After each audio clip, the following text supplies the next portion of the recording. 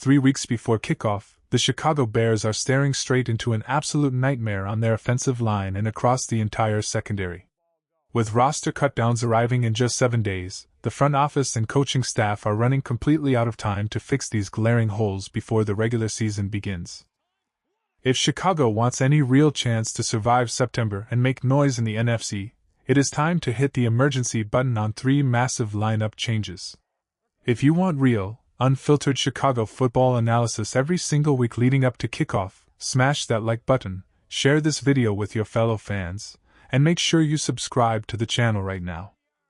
Coming off that second preseason matchup, we have to look ourselves in the mirror and ask the tough question: can this team really afford to roll into Week 1 pretending our blindside protection is in good hands? The battle at left tackle has gone from an open competition to a full-blown crisis, and the film from this weekend did not do anything to calm anyone's nerves. We all hoped Braxton Jones would bounce back and re-establish himself as the reliable anchor of that left side. Unfortunately, reality is hitting hard. Ever since that late-season lower leg injury and the tightrope surgery that followed, he simply has not looked like the same caliber of athlete. Remember what made Braxton functional in the first place. He was never an overpowering, physically dominant tackle with a brick-wall anchor, but he possessed elite lateral quickness, nimble feet, and real burst in space that allowed him to seal off the edge in the outside zone run game and handle speed rushers one-on-one. Today, that fluidity is gone. He looks heavier, sluggish out of his stance, and visibly hesitant when edge rushers test his lateral agility. He has gained bulk without adding functional anchor strength, and the loss of foot speed leaves him vulnerable against every pass rusher with an explosive first step. When an offensive tackle loses his movement skills and still struggles against power, you cannot trust him to protect your quarterback's blind side over a full 60-minute regular season game. Then you look at the other options on the depth chart. Theo Benedict is undeniably fun to watch because he plays with real nasty attitude and relentless effort. He is a feisty competitor who gets out in front on pulling plays and drives defenders through the dirt in the ground game. However, when it comes to true pass sets against polished NFL edge rushers, his technique breaks down completely. He tends to lunge, reaches with his upper body, gets caught out over his toes, and whiffs on secondary counters because pass rushers easily catch him off balance. As for Kieran Amegadjie, the tape shows a player who is simply not ready to handle starting responsibilities at this level. Jedrick Wills Jr. had a few decent snaps late in the fourth quarter against third-stringers, but putting him out there as the primary blindside protector to start the year is a massive gamble that this offense cannot afford to take. This entire left tackle timeline comes down to one crucial question: when will Ozzy Trapilo actually be ready to play?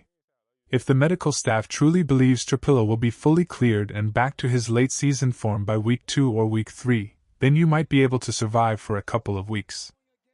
You can scheme around the tackle spot, keep extra tight ends into chip, slide protections to the left, and grind out the opening slate.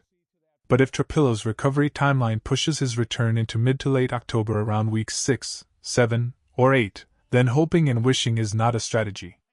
You have to pull the trigger on a drastic move right now. That brings us directly to the first major change the Bears must execute: kick Joe Thuney out to left tackle and insert Jordan McFadden as your starting left guard to open the season. Nobody is saying moving Joe Thuney outside is the ideal scenario under normal circumstances. Thuney is one of the premier interior offensive linemen in the game, and keeping him at left guard gives you elite stability in the middle of the pocket. But every offensive line coach in the league will tell you the same fundamental rule: your primary job is to get your best 5 linemen on the field together. Right now, Jordan McFadden is unquestionably the 5th best defensive lineman on this entire roster. When McFadden was called upon to start in that high-stakes playoff battle against the Los Angeles Rams last postseason, he stepped up, held his ground, and delivered a physical, disciplined performance. Putting Joe Thuney at left tackle instantly gives you veteran poise, world-class football intelligence, and refined hand technique on the edge. You slide McFadden into left guard where his natural strength and pad level shine, keep Garrett Bradbury commanding the offensive front at center, line up Jonah Jackson at right guard, and let Darnell Wright maul defenders at right tackle. While young center Logan Jones continues to show steady growth, he is exclusively a center, and you cannot shift Bradbury out of position to guard. Kicking Thuney outside gives you 5 battle-tested veterans across the entire front line who can execute assignments, communicate blitz pickups, and provide reliable pocket integrity from the very first snap. Now, before we shift focus to the defensive side of the ball, I want to hear from every single one of you in the comments for our question of the day. If Ozzy Trapillo is not ready to suit up for Week 1, what should Chicago do at left tackle? Do you stick with Braxton Jones and hope his athleticism returns, trust Theo Benedict's raw power, or bite the bullet and move Joe Thuney to left tackle with Jordan McFadden at guard? Drop your answers down below because this single decision could define the entire first half of Chicago's season. As concerning as the offensive front looks, the issues do not end there, because the defensive secondary was just hit with a devastating setback.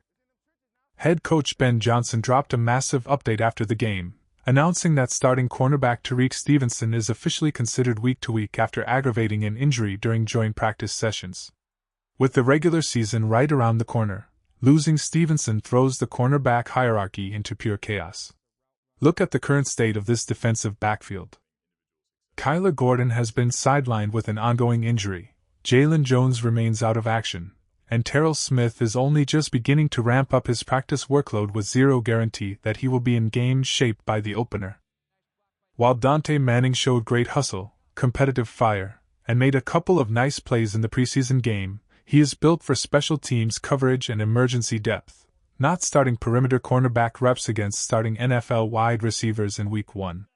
Josh Blackwell gives you solid effort, but he is strictly an inside slot defender.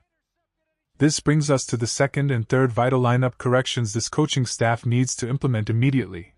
Move rookie Malik Muhammad back outside to his natural boundary cornerback spot, and make Cam Lewis your primary starting nickel cornerback. Malik Muhammad has been taking the vast majority of his training camp reps in the slot out of pure necessity due to the injuries across the roster. But when you watch the preseason tape, it is obvious he is still learning the nuances, route combinations, and open field spacing required of an NFL nickel. Muhammad is a long, 6-foot corner with exceptional wingspan and aggressive press instincts.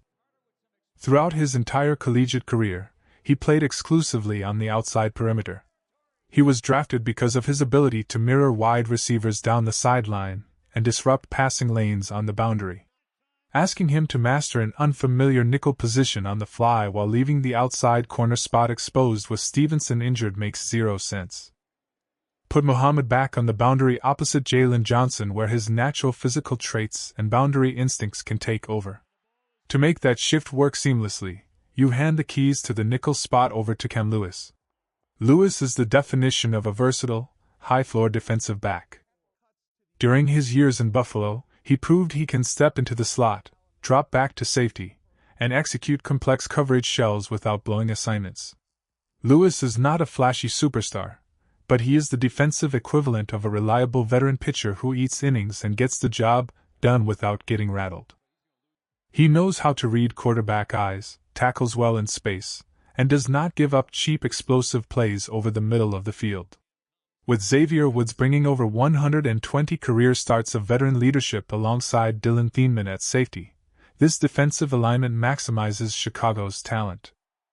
You get Jalen Johnson locking down wide receiver 1, Malik Muhammad matching up on the perimeter, Cam Lewis bringing veteran stability in the slot, and Woods pairing with Thieneman to patrol the deep third of the field. With roster cuts happening next week, the time for passive evaluation is officially over. Giving Jordan McFadden first-team guard reps, letting Malik Muhammad settle into the outside boundary, and establishing Cam Lewis inside at nickel provides the Chicago Bears with the highest floor, toughest mentality, and best chance to walk away with a massive victory in Week 1.